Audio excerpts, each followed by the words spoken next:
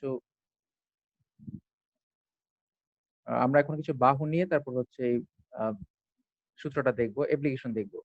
আমি আবার একটু বলে রাখি, সেটা হচ্ছে আমরা যদি চতুর্ভুজের ক্ষেত্রফল বা হচ্ছে আয়তক্ষেত্র, আমরা আয়তক্ষেত্র নিয়ে কথা বলছিলাম, আয়তক্ষেত্রের ক্ষেত্রফল যদি বের করতে চাই, তো সূত্র হচ্ছে দৈর্ঘ্য ইন্টু প্রস্থ। এখন যদি আমরা ক্ষেত্রফল জানি আর দৈর্ঘ্য প্রস্থ থেকে যে কোনো একটা জিনিস জানি, সেক্ষেত্রে যেটা আমরা জানি না সেটা আমরা বের করতে পারবো। আমরা এই জিনিসটা বোঝার জন্য যেটা করতে পারি, আমরা কয়েকটা বাহু নিয়ে কাজটা করি। আমরা হোয়াইট বোর্ডে কয়েকটা বাহু নিচ্ছি।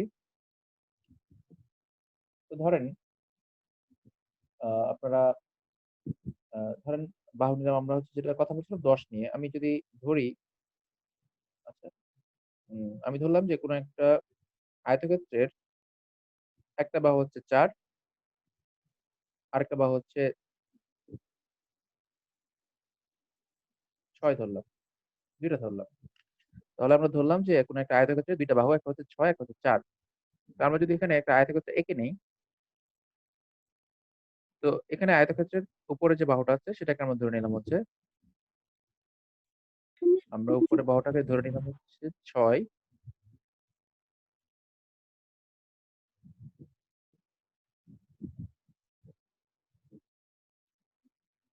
আচ্ছা, আমরা উপরে বাহুটা ধরলাম 6, আর এই বাহুটা হচ্ছে 4। তাহলে আমরা আয়তক্ষেত্রের যে বৈশিষ্ট্য সেখানে পড়েছিলাম যে উপরে বাহুটা 6 হলে নিচের বাহুটা 6 হবে অটোমেটিক। আর এই বাহুটা 4 হলে পাশের, তার যে বিপরীত পাশের বাহুটা এটাও 4 হবে। এখন কথা হচ্ছে এই যে আয়তক্ষেত্রটার ক্ষেত্রফলটা কি হবে? ক্ষেত্রফল হবে দৈর্ঘ্য ইন্টু প্রস্থ। তাহলে ক্ষেত্রফলটা হবে 6 ইন্টু 4, অর্থাৎ এরকম ক্ষেত্রফল হচ্ছে 6 ইন্টু 4। এটা আমরা একটু আগে পড়েছিলাম, দৈর্ঘ্য ইন্টু প্রস্থ।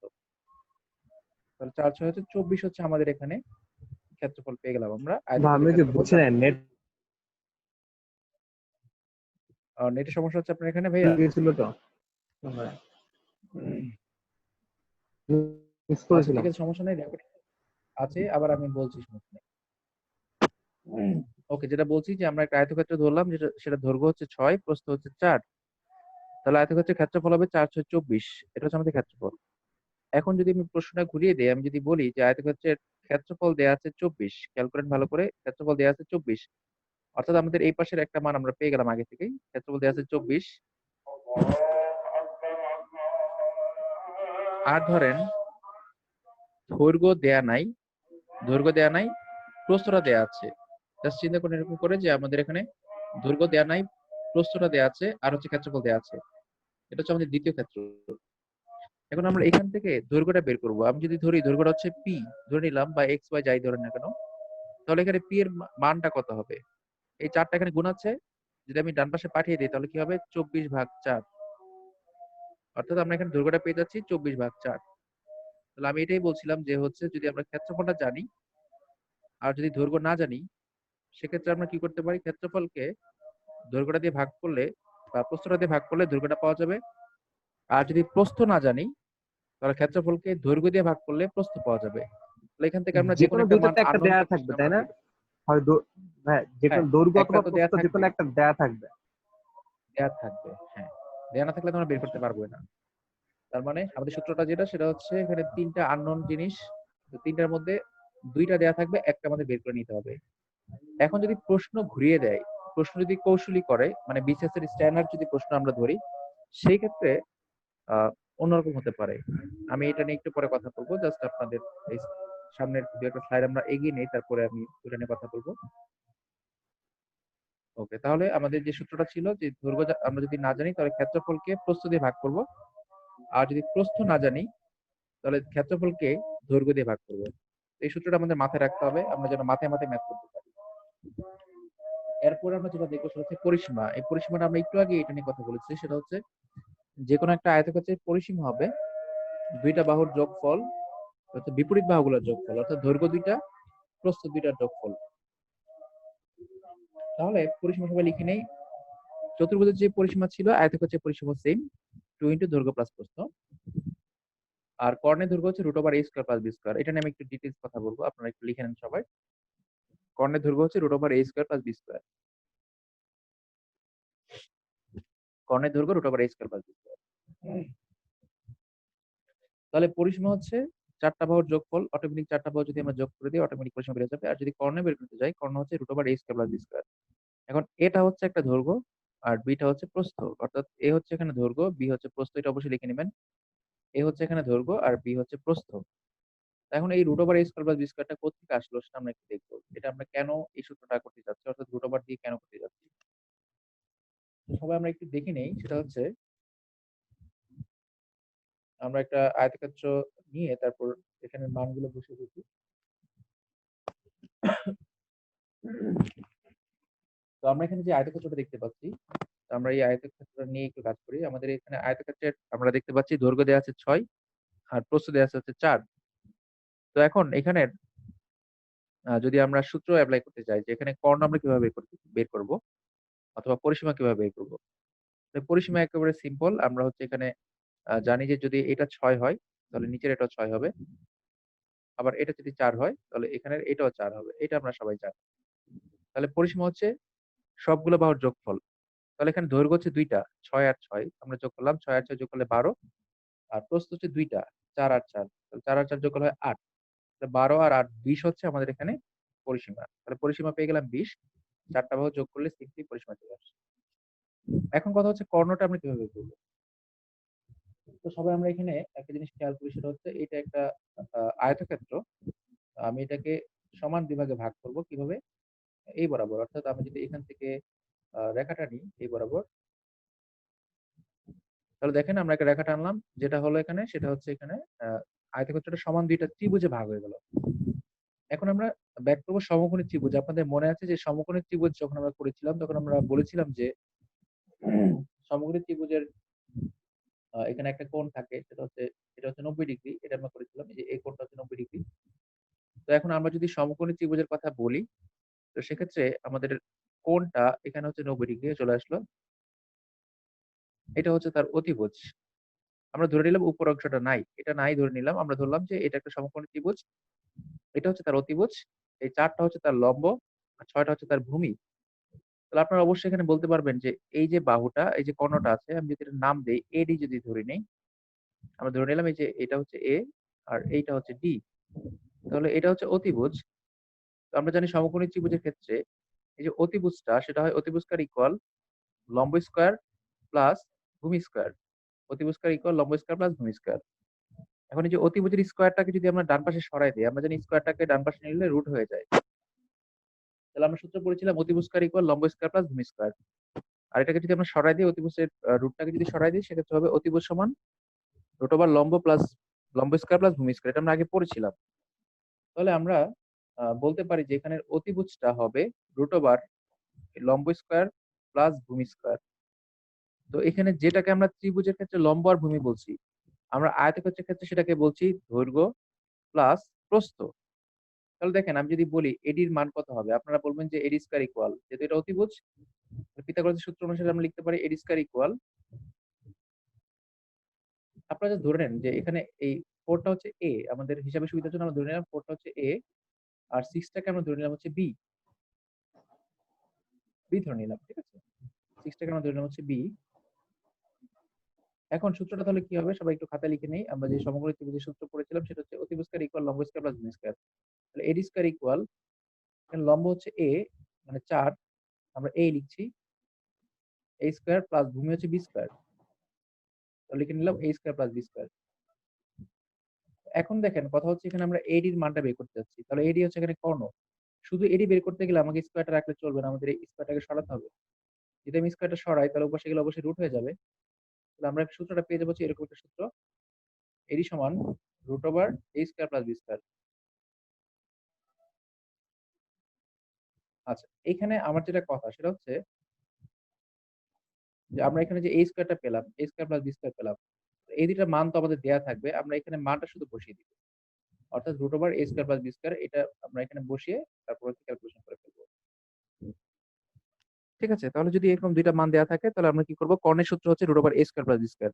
তাহলে দেখেন আমাদের এখানে কর্ণের সূত্রটা অ্যাকচুয়ালি আসছে হচ্ছে পিথাগোরাসের সূত্র থেকে, অন্য কিছু না, পিথাগোরাসের যে সূত্র আছে সেখান থেকে কি এসেছে, কর্ণটা root over a square plus b square.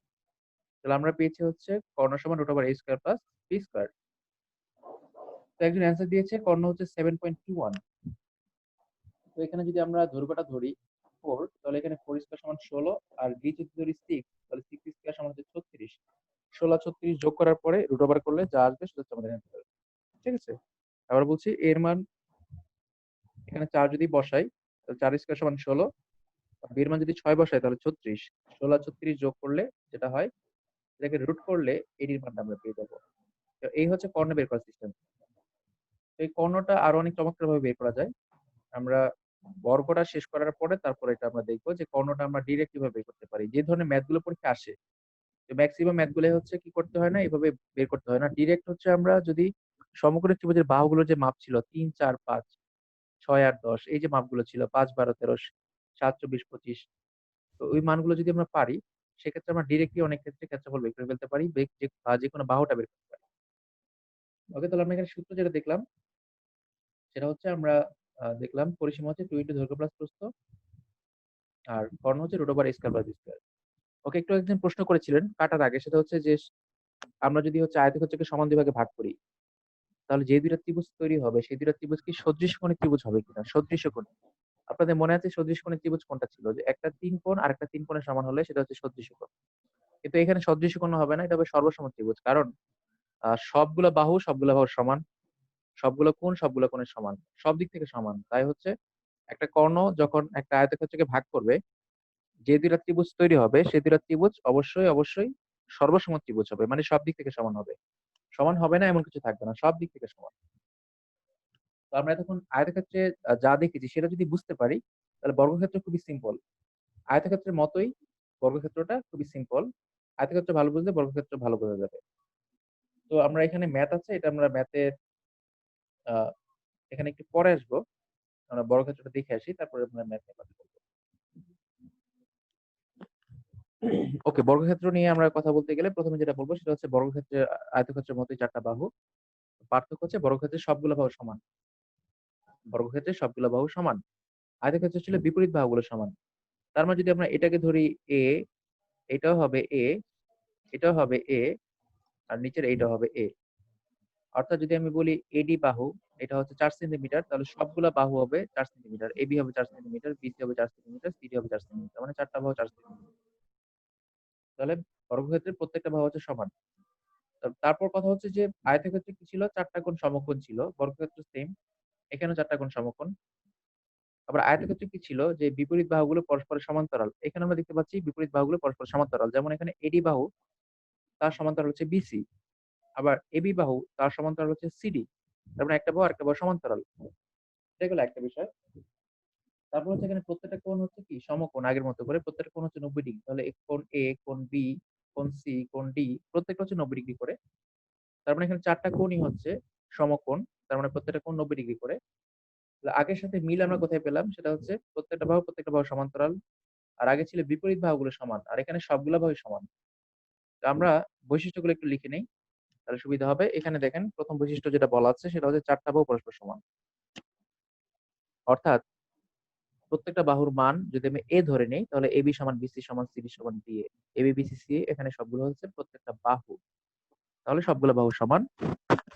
আবার প্রত্যেকটা কোণ হচ্ছে সমকোণ, যেটা আমরা লিখেছিলাম আয়তক্ষেত্রের আহ, সময়, সেম এখানে লিখবো যে প্রত্যেকটা কোণ হচ্ছে সমকোণ। প্রত্যেকটা কোণ হচ্ছে সমকোণ, অর্থাৎ চারটা বাহু সমান, প্রত্যেকটা কোণ হচ্ছে সমকোণ। এখানে এবি সমান বিসি সমান সিডি এগুলো না লিখলেও চলবে, এগুলো জাস্ট আমাদের বোঝার জন্য। আপনারা মূল পয়েন্ট যেটা আছে চারটা বাহু সমান প্রত্যেকটা কোণ সমকোণ, এটা লিখলেও চলবে, যেহেতু আমরা আয়তক্ষেত্রে লিখেছি। এরপরে যে বৈশিষ্ট্য আছে, এটাকে আমি একটু জুম করে দিচ্ছি। এখানে বলা আছে কর্ণদ্বয় সমান ও পরস্পরকে সমকোণে সমদ্বিখণ্ডিত করে। তো ভালো করে খেয়াল করেন, আয়তক্ষেত্রের ক্ষেত্রে কর্ণটা কি ছিল, দুইটা কর্ণ সমান ছিল, পরস্পরের সমান। আর কি ছিল, একটা কর্ণ আরেকটা কর্ণকে কি করে, সমদ্বিখণ্ডিত করে। ভালো করে খেয়াল করেন, একটা কর্ণ আরেকটা কর্ণকে সমদ্বিখণ্ডিত করে, মানে সমান দুই ভাগে ভাগ করে। আর এখানে একটা বাড়তি শব্দ আছে, সেটা হচ্ছে সমকোণে সমদ্বিখণ্ডিত করে। এই একটা শব্দের জন্যই বর্গক্ষেত্রটা খুবই ইম্পর্টেন্ট হয়ে যাবে। আমরা ম্যাথ করার সময় এটা বুঝবো। সেটা হচ্ছে আহ বর্গক্ষেত্রের একটা কর্ণ যখন আরেকটা কর্ণকে ভাগ করে, তখন সমান দুই ভাগে ভাগ তো হবেই, এবং ভাগ হওয়ার পরে একটা কর্ণ আরেকটা কোণের সাথে 90 ডিগ্রি কোণ তৈরি করবে, একটা কর্ণ আরেকটা কোণের সাথে 90 ডিগ্রি কোণ তৈরি করবে। তো এটা বোঝার জন্য আমি হচ্ছে এই চিত্রটা ব্যাক করি। সবাই উপরে লাইনটা একটু লিখে নেন, কর্ণদ্বয় সমান ও পরস্পরকে সমকোণে সমদ্বিখণ্ডিত করে। সবাই লিখে নিন, কর্ণদ্বয় সমান ও পরস্পরকে সমকোণে সমদ্বিখণ্ডিত করে।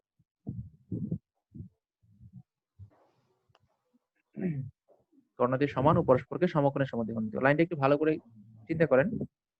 একটা কর্ণ আরেকটা কোণের সমান, একটা কর্ণ আরেকটা কর্ণকে সমান দুই ভাগে ভাগ করে যখন ছেদ করে, আর ভাগ করার সময় তারা কি করে একটা 90 ডিগ্রি কোণ তৈরি করে। তো আমি এই চিত্রটাই দেখছি। ধরেন এইখানের যে ইয়েটা আছে, বর্গক্ষেত্রটা আছে, আমরা যদি এখানে এটার উপর একটু আঁকার চেষ্টা করি। ধরেন আমি যদি এইটাকে বলি, এই যে এসি, এসি হচ্ছে একটা কর্ণ, আবার বিডি, বিডি হচ্ছে একটা কর্ণ। তার মানে দুইটা কর্ণ পরস্পরকে সমান দুই ভাগে ভাগ করলো কিভাবে? এই অংশটা, এই যে বিও দেখতে পাচ্ছি আমরা, বিও, এই অংশটা হবে এই অংশটার সমান। আবার এও যেটা দেখতে পাচ্ছি, এও হবে ওসি এর সমান। আর এডিশনালি যেটা করবো সেটা হচ্ছে একটা কোণ আরেকটা কোণের সাথে এখানে 90 ডিগ্রি কোণ তৈরি করবে। এটা হচ্ছে সবচেয়ে ইম্পর্টেন্ট বিষয়। একটা কর্ণ আরেকটা কোণের সাথে 90 ডিগ্রি কোণ তৈরি করবে। আবার এই কোণ এই কোণের সাথে 90 ডিগ্রি কোণ তৈরি করবে। ঠিক আছে? অর্থাৎ প্রত্যেকটা জায়গাতে একটা করে 90 ডিগ্রি কোণ তৈরি হবে। প্রত্যেকটা জায়গাতে একটা করে 90 ডিগ্রি কোণ তৈরি হবে। এটা খুব ইম্পর্টেন্ট। এখন কথা হচ্ছে 90 ডিগ্রি কোণ তৈরি করলে কেন ইম্পর্টেন্ট হয়? সেটা হচ্ছে আমরা জানি যেখানেই একটা ত্রিভুজের মধ্যে 90 ডিগ্রি কোণ থাকবে, সেখানেই চলে আসবে সমকোণী ত্রিভুজ। তাই পরীক্ষায় চতুর্ভুজ থেকে প্রশ্ন বেশি আসে না। আসে, আমি শুরুতেই বলেছিলাম যে ত্রিভুজ থেকে প্রশ্ন বেশি আসে। কেন আসে? কারণ ত্রিভুজের যে পোর্শনটা সেটা চতুর্ভুজে এপ্লাই করা যায়। চতুর্ভুজ থেকে যদি প্রশ্ন দেয়, এটা ত্রিভুজের মতো করে দেয়। অর্থাৎ ত্রিভুজের নলেজটা না থাকলে চতুর্ভুজ থেকে অ্যান্সার করা সম্ভব না। অর্থাৎ পিথাগোরাসের যে উপপাদ্য আছে সেটা এখানে মিলিয়ে দেওয়া হয়। তো আমরা সবাই বুঝতে পেরেছি যে এখানে এসি কর্ণ আছে আর বিডি কর্ণ আছে, পরস্পরকে এরা সমান দুই ভাগে ভাগ করবে অবশ্যই, এবং কি করবে পরস্পরকে একটা একটা আরেকটাকে হচ্ছে 90 ডিগ্রি কোণ তৈরি করবে, একটার সাথে একটা 90 ডিগ্রি কোণ তৈরি করবে।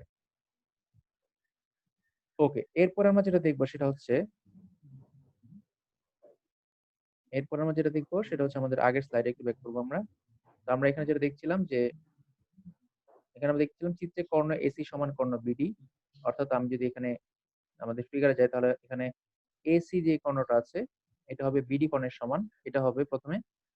আবার যখন এসি আর বিডি কে ভাগ করবে তখন আমরা বলতে পারবো যে এখানে এও যেটা আছে, এও আর ওসি এটা কি হবে? সমান হবে, কারণ দুই ভাগে ভাগ হয়ে যাচ্ছে। আবার এখানে বিও আছে, আবার ওডি আছে। বিও আর ওডি এরাও কি হবে? পরস্পর সমান হবে। তো এইটা এখানে লেখা আছে। আর এডিশনালি যেটা লেখা আছে সেটা হচ্ছে যে কোণের কথা লেখা আছে, যে এখানে যে চারটা কোণ তৈরি হবে প্রত্যেকটা কোণ হচ্ছে এক সমকোণ। যেমন এখানে কোণ এওবি বলা আছে, কোণ বিওসি বলা আছে, কোণ সিওডি বলা আছে। আমি যে কোণগুলো এঁকে দেখিয়েছিলাম সেগুলা। এখানে দেখেন এ ও ডি, এই কোণটা হচ্ছে এক সমকোণ মানে 90 ডিগ্রি এখানে। আবার এখানে সি ও ডি, এখানেও দেখেন এক সমকোণ 90 ডিগ্রি। আবার বি ও সি, এখানেও দেখেন 90 ডিগ্রি। আবার হচ্ছে এ ও বি, এখানেও 90 ডিগ্রি। তার মানে এখানে চারটা 90 ডিগ্রি তৈরি হলো। তাহলে আমরা এই কথাটা এখানে বলেছি যে কোণ এওবি, কোণ বিওসি, কোণ সিওডি এবং কোণ এওডি প্রত্যেকের সমান, এবং কোণের মান হচ্ছে এক সমকোণ। এই ছিল হচ্ছে আমাদের বর্গক্ষেত্রের দুইটা বৈশিষ্ট্য। এরপরে আমরা যেটা দেখবো সেটা হচ্ছে বর্গক্ষেত্রের যে ক্ষেত্রফল গুলো আছে সেটা নিয়ে একটু কথা বলবো। আমরা আয়তক্ষেত্রের ক্ষেত্রফল পড়েছিলাম, আপনাদের মনে আছে? দৈর্ঘ্য ইন্টু প্রস্থ। তো আমাদের বর্গক্ষেত্রের যে সূত্র সবগুলো আয়তক্ষেত্র থেকে আসবে, অন্য কোনো জায়গা থেকে আসবে না। তো আমরা যদি হচ্ছে পরের স্লাইডে যাই, তাহলে সূত্র দেখতে পারবো। এখানে বলা আছে ক্ষেত্রফল a স্কয়ার বর্গ একক। a স্কয়ারকে যদি আমরা এইভাবে বলি a ইনটু a, তাহলে আমাদের জন্য সুবিধা হয়। কি বলতে পারি? ক্ষেত্রফল হচ্ছে a স্কয়ার বর্গ একক। এই 2 নম্বর সূত্রটা এখন দেখার দরকার নাই, এটা দেখার সময় এখন আসে নাই। আমরা প্রথম সূত্রটা আবার একটু দেখি। এটা হচ্ছে ক্ষেত্রফল হচ্ছে a স্কয়ার, পরিসীমা হচ্ছে কত? পরিসীমা হচ্ছে 4টা বাহুর যোগফল। তো আমরা যদি এখানেই আঁকার চেষ্টা করি, ধরেন আমি যদি এখানে আঁকি,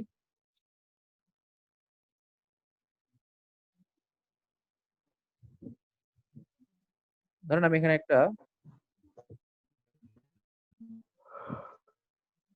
বর্গ আঁকলাম।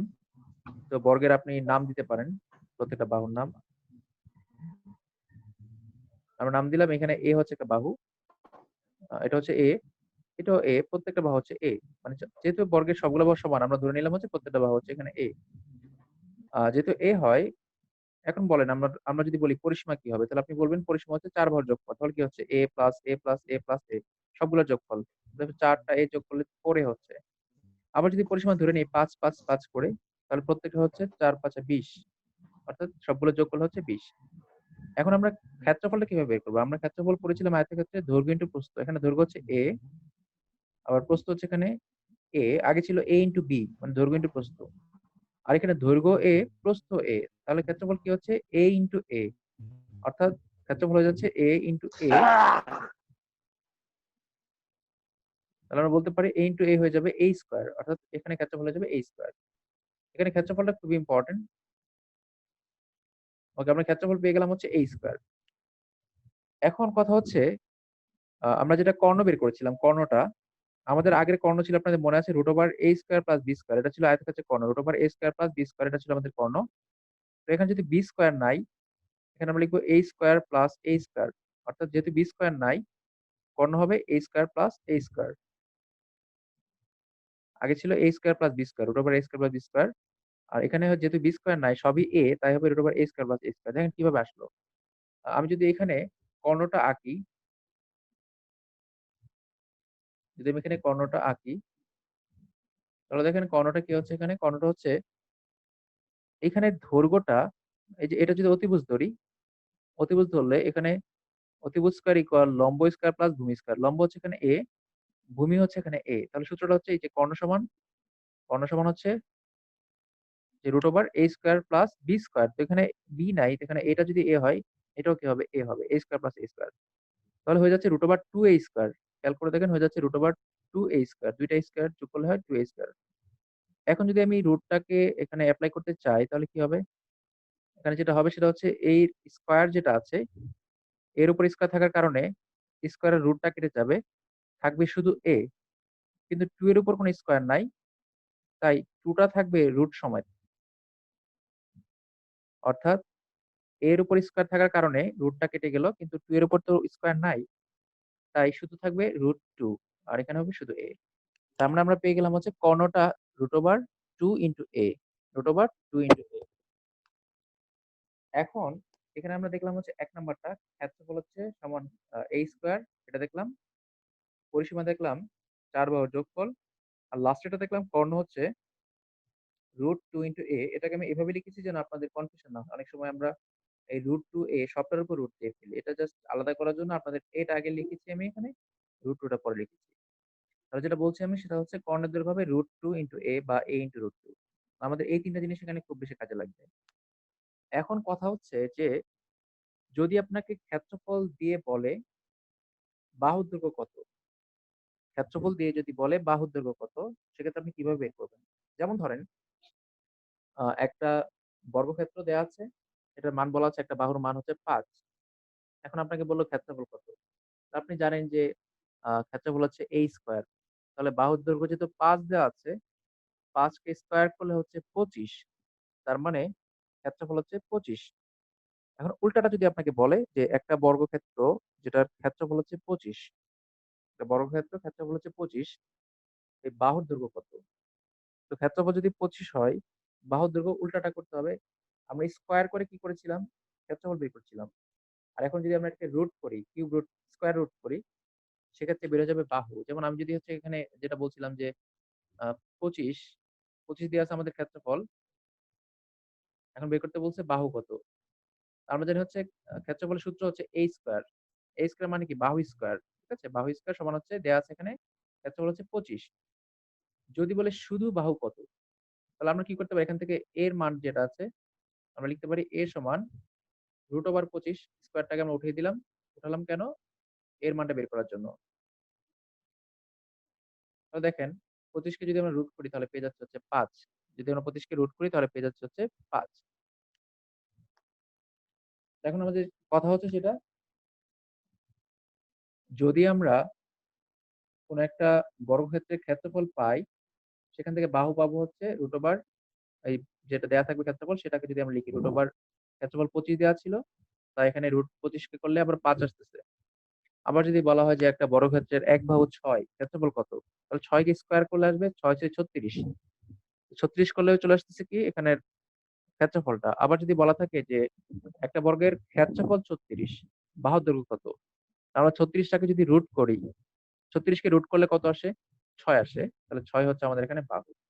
তাহলে এখানে বাহু থেকে ক্ষেত্রফল বের করতে বলতে পারে, আবার ক্ষেত্রফল থেকে বাহু বের করতে পারে। বাহু দেয়া থাকলে ক্ষেত্রফল চাইতে পারে, আবার হচ্ছে বাহু দেয়া থাকলে কর্ণ চাইতে পারে, ক্ষেত্রফল দেয়া থাকলে কর্ণ চাইতে পারে। মানে যে কোনো ভাবে চাক না কেন আমাদের আমরা যে সূত্রগুলো লিখলাম এখন, এই সবগুলো সূত্র থেকে কি করা যাবে?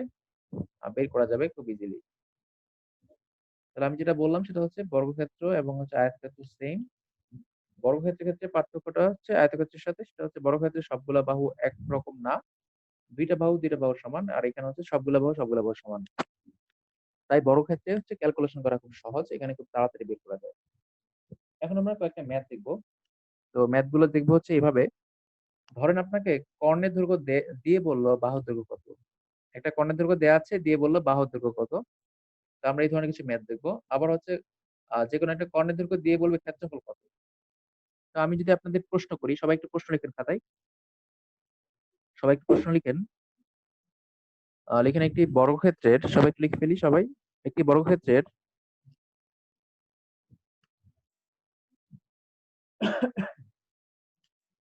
লিখে সবাই, একটি বর্গক্ষেত্রের কর্ণের দৈর্ঘ্য, একটি বর্গক্ষেত্রের কর্ণের দৈর্ঘ্য 4√2 হলে বাহুর দৈর্ঘ্য কত? প্রশ্ন হচ্ছে একটি বর্গক্ষেত্রের কর্ণের দৈর্ঘ্য 4√2 হলে বাহুর দৈর্ঘ্য কত? একটি বর্গক্ষেত্রের কর্ণের দৈর্ঘ্য 4√2 হলে বাহুর দৈর্ঘ্য কত? একটি বর্গক্ষেত্রের কর্ণের দৈর্ঘ্য 4√2 হলে বাহুর দৈর্ঘ্য কত? ওকে, তাহলে আমরা অনেকে আশা করি বের করে ফেলেছি এতক্ষণে। দেখেন কর্ণের দৈর্ঘ্য কি দেওয়া আছে, প্রশ্নে বলা আছে, অ্যান্সার চলে আসছে মেবি, চেটে চেটে চলে আসছে। ওকে ফাইন, একজন অ্যান্সার দিয়ে দিয়েছে অলরেডি, আরেকজন, দুইজন পেয়ে গেলাম, দুজনের অ্যান্সার। ওকে, দুইজনেই রাইট। Okay thank you. আমরা এখন দেখি যে কি বলা ছিল, একটি বর্গক্ষেত্রের কর্ণের দৈর্ঘ্য হচ্ছে 4√2, এটা দেওয়া আছে। দেখেন কর্ণের দৈর্ঘ্য 4√2, বের করতে হবে বাহুর দৈর্ঘ্য। এখন আমরা জানি কর্ণ আর বাহুর সম্পর্ক হচ্ছে এখানে, এই যে সূত্রটা, কর্ণের দৈর্ঘ্য হচ্ছে a√2। দেখেন কর্ণের দৈর্ঘ্য হচ্ছে a√2, আমাদের প্রশ্নে বলা আছে কর্ণের দৈর্ঘ্য হচ্ছে 4√2। তাহলে যেহেতু কর্ণের দৈর্ঘ্য 4√2, তাহলে আমরা কর্ণের দৈর্ঘ্য 4√2 সমান কি লিখতে পারি, সূত্রটা লিখতে পারি। যেহেতু বলা আছে কর্ণের দৈর্ঘ্য 4√2, আমরা কর্ণের দৈর্ঘ্য সূত্রটা লিখলাম। কর্ণের দৈর্ঘ্য সূত্র হচ্ছে a√2। আরেকজন অ্যান্সার চলে এসেছে। আহ, আপনারটা রাইট, থ্যাংক ইউ। তিনজনের অ্যান্সার পেয়েছি আমরা। এখন দেখেন আমরা দুই পাশ থেকে √2 বাদ দিতে পারি, দুই পাশ থেকে √2 বাদ দিতে পারি। তাহলে আমরা এর মান পেয়ে যাচ্ছি হচ্ছে 4, এর মান পেয়ে যাচ্ছি 4। আচ্ছা, আমি এটাকে বাম পাশে নিয়ে আসলাম, আর আমরা হচ্ছে এটাকে বাম পাশে এনে আর 4টাকে ডান পাশে লিখছি। এখন দেখেন আমি যেটা বলতে চাচ্ছি, এটা জাস্ট একটা বেসিক প্রশ্ন। এখন এই প্রশ্নটাকে আমরা আরো কিভাবে ঘোরাতে পারি, এখানে আরো আরো অনেকভাবে চেঞ্জ করা সম্ভব। জাস্ট আপনাদের ওই প্রশ্নটাই আমি একটু চেঞ্জ করে দিই। দেখেন আপনাদের প্রশ্ন যেটা আছে তার সাথে অ্যাড করেন। আপনাদের প্রশ্ন ছিল একটি বর্গক্ষেত্রের কর্ণের দৈর্ঘ্য 4√2, এটা দেওয়া ছিল প্রশ্ন। বর্গক্ষেত্রে কর্ণের দৈর্ঘ্য 4√2, প্রশ্নের চাওয়া হয়েছিল বাহুর দৈর্ঘ্য কত। আর এখন আমাদের চাওয়া হয়েছে বাহুর দৈর্ঘ্য না, ক্ষেত্রফল কত। আপনাদের ওই প্রশ্নের সাথে লাস্টে অ্যাড করেন বাহুর দৈর্ঘ্য ও ক্ষেত্রফল কত, এখান থেকে যে কোনো একটা চাইতে পারে। প্রশ্নে বলা আছে একটি বর্গক্ষেত্রে কর্ণের দৈর্ঘ্য হচ্ছে 4√2, আমরা আগে চেয়েছিলাম বাহুর দৈর্ঘ্য কত, এখন আমরা চাইলাম হচ্ছে ক্ষেত্রফল কত। অ্যান্সার এর জন্য চলে এসেছে, থ্যাংক ইউ। এখন দেখেন আমরা একটা জিনিস মনে রাখবো, ক্ষেত্রফল বের করতে গেলে বর্গক্ষেত্রের ক্ষেত্রে অবশ্যই বাহুর দৈর্ঘ্যটা লাগবে। কি লাগবে? বাহুর দৈর্ঘ্য লাগবে। তাহলে বাহু দেয়া না থাকলে আমাদের বাহুটা বের করে নিতে হবে। আমাদের প্রশ্ন ছিল একটি বর্গের কর্ণের দৈর্ঘ্য দেওয়া ছিল, বাহু দেওয়া ছিল না। তাই আমাদের প্রথম কাজ যেটা, সেটা হচ্ছে কি করা, বর্গক্ষেত্রের বাহুর দৈর্ঘ্যটা বের করে নেওয়া। আমরা এতক্ষণ যেভাবে বের করলাম ঠিক সেভাবে আগে আমরা বাহুর দৈর্ঘ্য বের করব। এখানে পেলাম হচ্ছে a সমান 4। এখন বের করতে বলেছি ক্ষেত্রফল। তো আমরা যদি বাহু পেয়ে যাই তাহলে কিন্তু ক্ষেত্রফল বের করা খুব বেশি কঠিন কিছু না। আমরা জানি বর্গক্ষেত্রের ক্ষেত্রফল হচ্ছে a স্কয়ার। তাহলে এর মান এখানে আছে 4, তো আমরা জাস্ট 4 কে স্কয়ার করে দিব। এর মান দেওয়া আছে 4, আমরা এটাকে স্কয়ার করে দিব, হয়ে যাবে 4 4 16।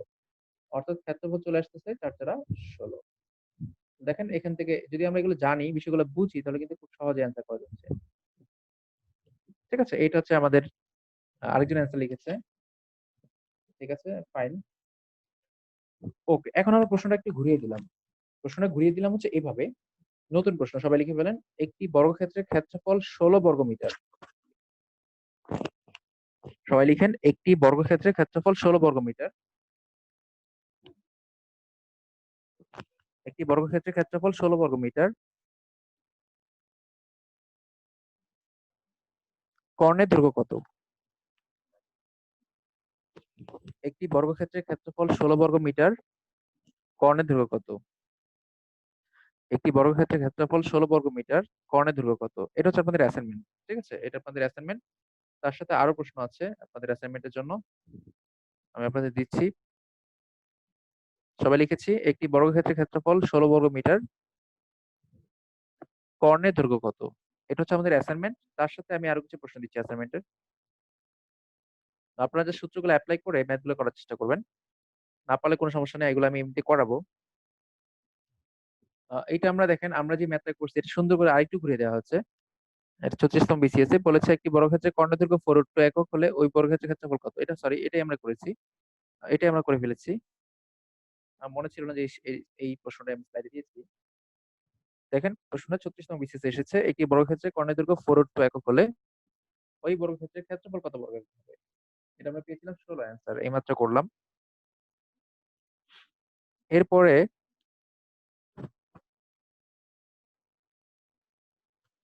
আচ্ছা, এইটা আমরা এখন করছি না, এটা পরে করবো। আপনাদের আরেকটা অ্যাসাইনমেন্ট দিচ্ছি। আপনাদের একটা প্রশ্ন লিখেছি আমরা, আরেকটা লিখি।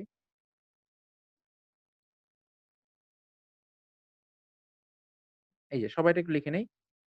একটি আয়তক্ষেত্রের দৈর্ঘ্য বিস্তারের 3 গুণ। সবাই প্রশ্ন লিখে ফেলি। 3টা প্রশ্ন আজকে আমি অ্যাসাইনমেন্ট দিব। আপনারা চেষ্টা করবেন, চেষ্টা না পারলে সমস্যা নেই, আমি করিয়ে দেবো ইনশাল্লাহ। একটি আয়তক্ষেত্রের দৈর্ঘ্য বিস্তারের 3 গুণ। বিস্তার মানে হচ্ছে প্রস্থ। বিস্তার মানে হচ্ছে প্রস্থ, ভয় পাওয়ার কিছু নাই। বলা হচ্ছে একটি আয়তক্ষেত্রের দৈর্ঘ্য হচ্ছে প্রস্থের 3 গুণ। সহজ কথা বললে একটি আয়তক্ষেত্রের দৈর্ঘ্য হচ্ছে প্রস্থের 3 গুণ। আচ্ছা, বলা আছে ক্ষেত্রফল। ক্ষেত্রফল 300 বর্গমিটার হলে পরিসীমা কত? এটা 24তম বিসিএস একটা প্রশ্ন।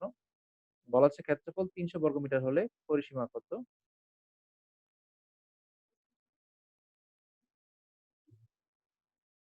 ক্ষেত্রফল 300 বর্গমিটার হলে পরিসীমা কত? সবাই আশা করি লিখে ফেলেছি। একটি আয়তক্ষেত্রের দৈর্ঘ্য বিস্তারের 3 গুণ, আয়তক্ষেত্রের ক্ষেত্রফল 300 বর্গমিটার হলে পরিসীমা কত? পরের প্রশ্নটা আমরা একটু লিখে নিব, তার সবাই তাড়াতাড়ি করে। আমাদের এই সেশনটা শেষ হয়ে যাবে এখন, আর 1.5 মিনিট সময় আছে। আমরা সবাই একটু লিখে নেই। আপনাদের এই 3টা হচ্ছে ম্যাথ থাকবে। তার সাথে আপনারা আয়তক্ষেত্রের বর্গের সূত্রগুলো ভালো করে সুন্দর করে নোট করে রাখবেন। ঠিক আছে, আপনারা সবাই এই 3টা ম্যাথ গ্রুপে জমা দিবেন। না পারলে কোনো সমস্যা নেই, চেষ্টা করবেন সবাই। পরের প্রশ্নটা লিখি আমরা। একটি আয়তক্ষেত্রের কর্ণের দৈর্ঘ্য 15 মিটার এবং প্রস্থ হচ্ছে 10 মিটার। আয়তক্ষেত্রের ক্ষেত্রফল কত? আমরা নেক্সট ক্লাসে আয়তক্ষেত্র এবং বর্গক্ষেত্রের সাথে আমরা নিয়ে আসবো হচ্ছে সমকোণী ত্রিভুজ। আপনারা অবশ্যই নেক্সট ক্লাসের শুরু করার আগে সমকোণী ত্রিভুজ রিভাইজ করে আসবেন। সবাই একটু লিখে নিই। একটি আয়তক্ষেত্রের কর্ণের দৈর্ঘ্য 15 মিটার এবং প্রস্থ হচ্ছে 10 মিটার হলে আয়তক্ষেত্রের ক্ষেত্রফল কত? এই ম্যাথটা করার জন্য আপনারা চিত্র এঁকে নেবেন, তাহলে দেখবেন খুব সহজে হয়ে যাচ্ছে। একটি আয়তক্ষেত্রের কর্ণের দৈর্ঘ্য 15 মিটার এবং প্রস্থ হচ্ছে 10 মিটার, আয়তক্ষেত্রের ক্ষেত্রফল কত? ওকে, যদি আমাদের ক্লাসটা কেটে যায়, হ্যাঁ, আমাদের ওয়ার্নিং দিয়েছে, যদি কেটে যায় তাহলে আমাদের ক্লাস আজকে এখানে শেষ। সবাই ভালো থাকবেন। আর গত ক্লাস পরীক্ষা নিয়ে যদি কারো প্রশ্ন থাকে গ্রুপে আজকে সবাই আমরা রাত 9টার দিকে আসবো। 9টা বা 10টার দিকে আমি আপনাদের নক দিব। সবাই ওখানে এসে আমাদের প্রশ্নের যে সমস্যাগুলো সলভ করবো। ঠিক আছে? আর সবাই হচ্ছে এই প্রশ্ন লিখে নেন। যদি কোনো কারণে লিখতে না পারেন আমি আপনাদের গ্রুপে দিয়ে দিব, সমস্যা নেই। আপনাদের মেসেঞ্জার গ্রুপে আমাকে জানালেই হবে। আপনারা এই 3টা ম্যাথ করবেন। এটা হচ্ছে আপনাদের অ্যাসাইনমেন্ট 2। এটা করে আপনাদের মেসেঞ্জার গ্রুপেই জমা দিবেন আগের মতো করে। ঠিক আছে? তাহলে সবাই ভালো থাকবেন। নেক্সট দিন আপনাদের সমস্যা নিয়ে কথা বলবো। আপনাদের এই যে 3টা ম্যাথ দিলাম সেটা নিয়ে কথা বলবো।